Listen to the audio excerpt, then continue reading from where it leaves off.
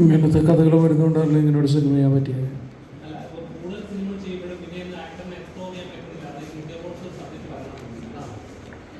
എല്ലാ സിനിമകളിലും നമുക്ക് അങ്ങനെ നന്നായിട്ട് അഭിനയിക്കാനോ അങ്ങനെയൊന്നും പറ്റണമെന്നില്ലല്ലോ. പക്ഷേ ഒരു സ്റ്റാർ അല്ലാത്തൊരു ആക്ടറിനെ സംബന്ധിച്ച് നമ്മൾ സിനിമകൾ ചെയ്തുകൊണ്ടേ ഇരിക്കുക എന്നൊരു സാധനമുണ്ട്. അപ്പം നമ്മൾ പറയുന്ന പോലെ സിനിമകൾ ചെയ്തുകൊണ്ടിരിക്കുക, അപ്പോൾ അതിൻ്റെ ഇടയിലൊരു സാധനം കിട്ടും, അത് നന്നായി ചെയ്യാൻ ശ്രമിക്കുക. ആ നന്നായിട്ട് ചെയ്യുമ്പോൾ ഇപ്പോൾ പെരുമാനിയിലെ കഥാപാത്രം, ഇപ്പം നമ്മളിവിടെ ഇരിക്കുന്നതിൻ്റെ പേർപ്പസ് എന്ന് പറഞ്ഞു കഴിഞ്ഞാൽ, ഇപ്പോൾ മെജോറിറ്റി ആളുകൾ ആ ക്യാരക്ടറിനെ അപ്രീഷിയേറ്റ് ചെയ്തു. ഈ ക്യാരക്ടർ അപ്രീഷിയേറ്റ് ചെയ്യപ്പെടണം എങ്കിൽ ഈ സിനിമ ആളുകൾ കാണണം. ഈ സിനിമ ആളുകൾ കാണുമ്പോഴാണ് ആ സിനിമ വിജയിക്കുന്നത്. ഒരു വിജയിച്ച സിനിമയിൽ മാത്രമേ നമുക്ക് ഗുണമുണ്ടായിട്ടുള്ളൂ, നല്ലൊരു വേഷം വരും. അപ്പോൾ ഇത് ഏറ്റവും കൂടുതൽ ആളുകൾ എത്തുക എന്നുള്ളതാണ്. ബാക്കി പരിപാടികളൊക്കെ നടന്നോളൂ.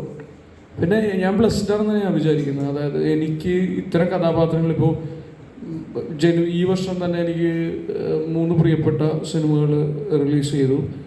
സോമൻ്റെ ഹൃദാവ് ലാസ്റ്റ് ഇയർ ആയിരുന്നു. പക്ഷേ ഈ ആട്ടം ഈ പറയുന്ന ഇപ്പോൾ നമ്മുടെ ഈ പറയുന്ന ഗംഭീര സിനിമകൾ, മലയാള സിനിമകളിൽ ഈ വർഷം വന്നു. അതിൻ്റെ തുടക്കം ആട്ടമാണെന്നാണ് ഞാൻ വിശ്വസിക്കുന്നത്. അതിനുശേഷം ഞങ്ങൾ ഒരു ഇൻഡിപെൻഡൻറ്റ് സിനിമ ഫാമിലി എന്ന് പറഞ്ഞിട്ട് ഡോൺ പാറത്തറയുടെ, അതെനിക്കൊരു 10-25 ഇൻ്റർനാഷണൽ ഫെസ്റ്റിവലിൽ ട്രാവൽ ചെയ്ത സിനിമയാണ്.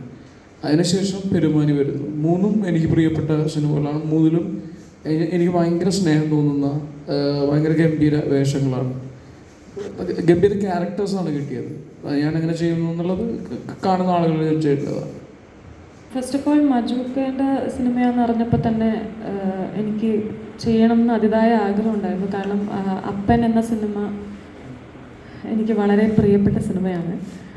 അപ്പം ഈ സ്ക്രിപ്റ്റിൽ ഈ ഫാത്തിമ എന്ന് പറഞ്ഞ ക്യാരക്ടർ ഒരു നാട്ടിൻ പുറത്ത് എന്ന് വെച്ചാൽ ഞാൻ കൂടുതലും അങ്ങനത്തെ ഒരു ക്യാരക്ടർ എനിക്കിതുവരെ ചെയ്യാൻ പറ്റിയിട്ടില്ല. അപ്പോൾ അത് എക്സ്പ്ലോർ ചെയ്യണം എന്നുള്ളൊരു ആഗ്രഹം ഉണ്ടായിരുന്നു.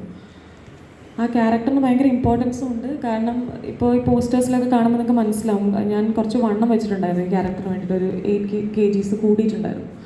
അപ്പം ആ ഒരു ട്രാൻസ്ഫോർമേഷൻ ഞാൻ ഉള്ളിൻ്റെ ഉള്ളിൽ ഞാൻ ആഗ്രഹിച്ചിട്ടുണ്ട്, ഇങ്ങനെ ഒരു ക്യാരക്ടർ ചെയ്യണം. കാരണം നമ്മളല്ലാതെ ആകുന്നതാണല്ലോ ശരിക്കും ആ ഒരു പരിപാടി നമുക്ക് ഇഷ്ടപ്പെടുക. എനിക്ക് പേഴ്സണലി അങ്ങനെ ഒരു പരിപാടി പിടിക്കണം എന്ന് ആഗ്രഹം ഉണ്ടായിരുന്നു. അതേപോലെ 3 മാസം മുന്നേ തന്നെ എന്നോട് വിളിച്ച് പറഞ്ഞിട്ടുണ്ടായിരുന്നു, ത്രെഡ് ചെയ്യരുത്, വാക്സ് ചെയ്യരുത്, നാട്ടിൻപുറത്തുള്ള ആ ഒരു പരിപാടിയാണ് വേണ്ടത്. അതേപോലെ സ്ക്രിപ്റ്റ് മൊത്തത്തിൽ വായിച്ചപ്പം ആ ക്യാരക്ടറിൻ്റെ ഇമ്പോർട്ടൻസ് എന്താണെന്നും ആ ക്യാരക്ടറിൽ എത്രത്തോളം നമുക്ക് ഇൻവോൾവ് ആവാൻ പറ്റുന്നുള്ളത് ആ ഒരു സ്ക്രിപ്റ്റിൽ തന്നെ എനിക്ക് ഇറ്റ് വാസ് ലൈക്ക് മാജിക്. എനിക്ക് ഭയങ്കരമായിട്ട് എനിക്ക് വർക്ക് ചെയ്യണം എന്ന് തോന്നിയിട്ടുള്ളൊരു പരിപാടിയായിരുന്നു. അപ്പോൾ അതിനായിട്ട് ഞാൻ പ്രിപ്പയർ ചെയ്തിട്ടുണ്ട്. അതിൽ ഞാൻ ഹാപ്പിയാണ്.